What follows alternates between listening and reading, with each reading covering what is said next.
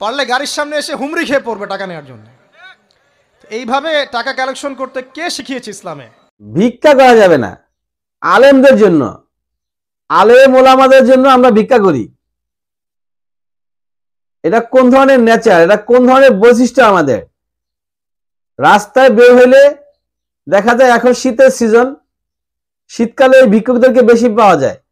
শীতের সময় বিভিন্ন জায়গায় মাঠে ময়দানে ইসলামিক প্রোগ্রামগুলো হয়, ওয়াজ হয়, জলসা হয়। আর সেই ওয়াজের জন্য রাস্তায় দেখা যায় মাদ্রাসার ছেলেপেলেরা দাঁড়িয়ে আছে, ভিক্ষা নিচ্ছে, যে মাদ্রাসা এই ওয়াজের জন্য দান করেন।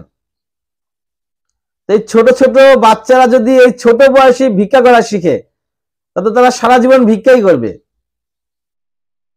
আপনারা এই স্টুডেন্টদের দিয়ে, এদের ভবিষ্যৎ হচ্ছে, এরা দেশ গড়ার কারিগর, এরা আলেম হবে, বিশ্ববিখ্যাত আলেম হবে, বরেণ্য মানুষ হবে।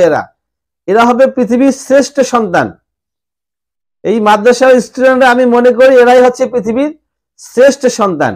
আর এই শ্রেষ্ঠ সন্তানদেরকে দিয়ে আপনারা রাস্তায় নামাইয়া ভিক্ষা করাচ্ছেন ওয়াজ মাহফিলের জন্য, এটা কখনোই কাম্য হতে পারে না। ওয়াজে একজন কি বলে বক্তা আসবে, সেই বক্তাকে ডোনেশন দেওয়ার জন্য, সেই বক্তাকে গিফট করার জন্য, আপনার স্টেজ সাজানোর জন্য, প্যান্ডেল সাজানোর জন্য, সেখানে মাইক ভাড়া করার জন্য আপনি ছেলেপেলেদেরকে রাস্তায় নামায় দিচ্ছেন ভিক্ষা করতে। এটা আদৌ কাম্য হইতে পারে না। আমি দেখেছি এটা নিয়ে অনেক আলেম ওলামাও কথা বলেছেন, অনেক আলেম ওলামাও এটা নিয়ে বলেছেন এটা উচিত না। আপনাদের যে অ্যাবিলিটি না থাকে, তাহলে আপনারা ওয়াজ বন্ধ রাখেন।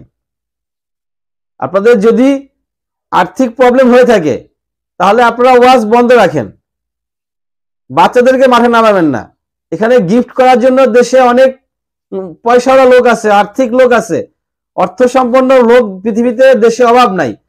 ওদের কাছে গিয়ে রিকোয়েস্ট করে আপনারা আনতে পারেন। আর যদি সেটা নাই হয়, রাস্তায় নামতে হয়, তাহলে বড়রা আসেন, ছোটরা আসেন না। যদি মনে করেন যে না, এখানে আমাদের ওই ধরনের পয়সাওয়ালা লোক নাই, কিন্তু একটা ওয়াজ খুব জরুরি, লোকগুলা ইসলাম থেকে দূরে সরে চলে যাচ্ছে, এই ওয়াজটা হইলে ইসলামের পথে তারা আসবে, তাহলে আপনারা যারা বড়রা আছেন তারা আসেন, ছোটরা আসেন না। ছোট বাচ্চাদেরকে রাস্তায় পাঠাবেন না। যারা আপনারা হায়ার লেভেলে আছেন, উপরে বড় বয়স্ক যে লোকগুলো আছেন, তারা রাজপথে আসেন, আইসা টাকা পয়সা কালেক্ট করেন।